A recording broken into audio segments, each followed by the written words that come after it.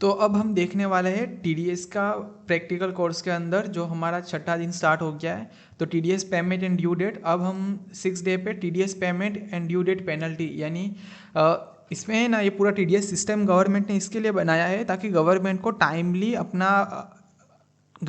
Timely tax मिलता रहे, government के पास कोई इनकम सोर्स हो जो हर मंथली उनको पैसा आता रहे।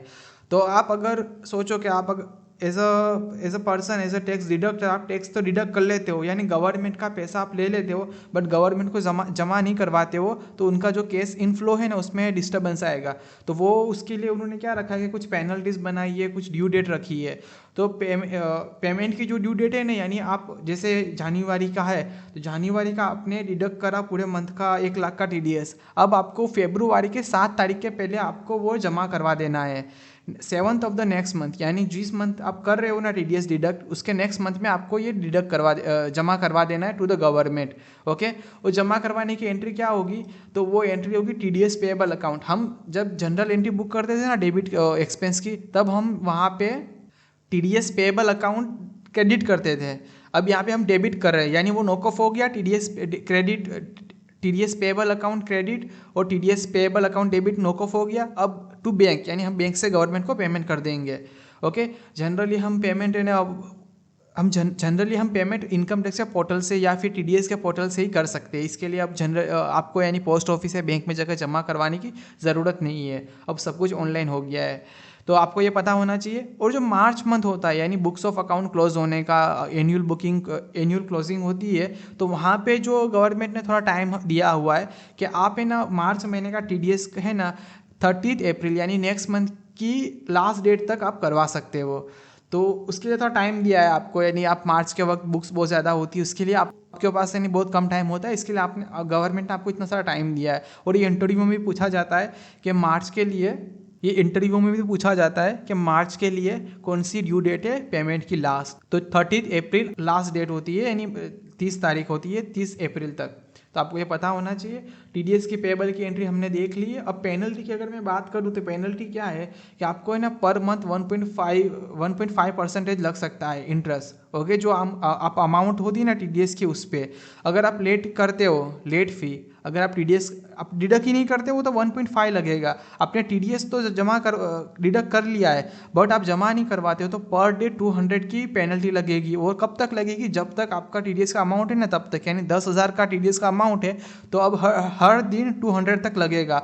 और कब तक लगेगा, जब तक आपका वो 200 है ना 10 दिन तक 10,000 तक नहीं पहुंच जाता। तो वो कितने दिन होते हैं, 50 दिन तक लगेगा आपको, यानी 50 दिन तक आपको 200 लगेगा और उसके बाद वो 10,000 तक पहुंच जाएगा। अगर आप 50 दिन पहले जमा करवा देते हो यानी 30 दिन में करवा देते हो तो 6,000 तक की पेनल्टी लगेगी। तो आपको लेट फी 200 पर डे है। अगर आप डिडक्ट ही नहीं करते हो टीडीएस तो 1.5% पर मंथ है। तो ये आपको पता होना चाहिए। यहाँ पे पता करने जैसा लाइक दोनों चीज़ें है कि अगर नहीं डिडक्ट करते तो 1.5 पर मंथ, और डिडक्ट कर लेते हो तो लेट होता है तो 200 पर maximum amount to the TDS amount. ये हमें इतना पता होना चाहिए। अब हम देखते हैं कि रिटर्न जो फाइल होता है ना, हमें मंथली तो पेमेंट करना है, गवर्नमेंट को पैसा चाहिए मंथली, बट उनको पता है कि अगर हम रिटर्न भी मंथली रख देते हैं ना तो इंसान परेशान हो जाता। ओके, तो उसके पास इतना टाइम नहीं होता। तो उन्होंने क्या करा कि आप पेमेंट तो मंथली कर दो, जितना ज़्यादा कम ज़्यादा। एक चीज़ दूसरी ध्यान रखना, लाइक मैं अपने खुद के एक्सपीरियंस से बोल रहा हूँ, एक बार हमने ना 13 लाख का टीडीएस का पेमेंट है ना दूसरे सेक्शन में कर दिया था, यानी गलत सेक्शन में कर दिया था। लाइक 194C का था पेमेंट 13 लाख का, बट हमने 192B या 194A में कर दिया था। मुझे अभी तक एग्जैक्टली याद नहीं है वो सेक्शन कौन सा था, बट गलत सेक्शन में हमने कर दिया था। तो फिर हमने रिसर्च कर हमें पता चला कि ये है ना, आप जब रिटर्न फाइल करते हो ना नेक्स्ट क्वार्टर का या फिर जो क्वार्टर में आप हो उस क्वार्टर का रिटर्न फाइल करते हो ना, तो वहाँ पे आप बता सकते हो कि ये अमाउंट वहाँ की है, तो वो एडजस्ट हो जाता है। इवन आप ना गलत साल में, यानी आप सपोज के फिनेंशियल ईयर 24-25 में हो, आप डेट अलग कर देते हो, अलग महीने का टीडीएस जमा करवा देते हो, तो भी वो सेट ऑफ हो जाएगा। यानी अगर आपके गलती से आपने कभी यानी टीडीएस गलत सेक्शन में जमा करवा दिया पेमेंट करते वक्त, या गलत साल में जमा करवा दिया या गलत मंथ में जमा करवा दिया, तो वो भी आप एडजस्ट कर सकते हो। तो रिटर्न फाइलिंग की जो ड्यू डेट है वो हम देख लेते हैं। तो Q1 होता है ना अप्रैल से लेकर जून तक का, उसका 31 जुलाई, यानी हर क्वार्टर का नेक्स्ट मंथ की लास्ट डेट होती है। 4 क्वार्टर होते हैं, अप्रैल टू जून, जुलाई टू सितंबर, अक्टूबर टू दिसंबर और जनवरी टू मार्च। तो ये चीज़ याद रखना है कि हर क्वार्टर की नेक्स्ट मंथ की लास्ट डेट। और यहाँ पे जनवरी टू मार्च है ना, उसका आप देखना अप्रैल नहीं है, वो मई है, यानी आपको 2 महीने का ज़्यादा टाइम दिया जा रहा है। क्यों?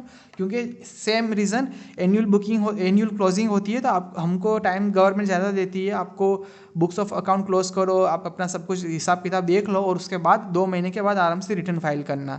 तो 31 मई इसकी है, Q4 की। ये पूछा जाता है, याद रखना इसके रिलेटेड कि Q4 का जो Q4, या फिर वो पूछेगा कि मार्च का रिटर्न कब फाइल करना है, तो आपको बोलना है Q4 का जनवरी से लेकर मार्च का 31 मई को हम फाइल करते हैं।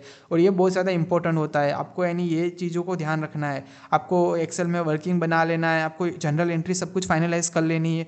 आपको देख लेना कि कहीं बार TDS पेएबल है वो क्रेडिट में होना चाहिए, बट आपका डेबिट में दिख रहा है, तो वो प्रॉब्लम कर रहा है बॉस, तो वो आपको देख लेना है, सब कुछ क्लियर करते रहना है। मेरा सबसे बेस्ट वही रहता था कि हम है ना हर वीकली चेक करते थे कि हमारा TDS कितना काटा, हमने कितना काटा है और कितना जमा करवाने का है। तो उससे आइडिया आता है कि आपके बुक्स में कई बार ऐसा हो गया कि डेबिट में क्यों दिख रहा है TDS, तो वो क्वेश्चन आ जाता है उस वक्त, और वो टाइम बहुत कम होता है। जनरली आप 29 या 30 तारीख को रिटर्न फाइल करने बैठते हो तो आपके पास टाइम नहीं होता है। अगर आप CA को भेजने का है तो वो आप डेटा भेजो, 1 या 2 वीक पहले आपको डेटा भेजना होता है उनको। वो फिर वो डेटा चेक करेंगे, एरर आएगी, आपको फिर से भेजेंगे, आप काम करोगे तो ड्यू डेट चली जाएगी, तो फिर पेनल्टी आप पे आएगी। तो आपको ये चीज़ का ध्यान रखना है कि आपसे ये चीज़ें गलती ना हो।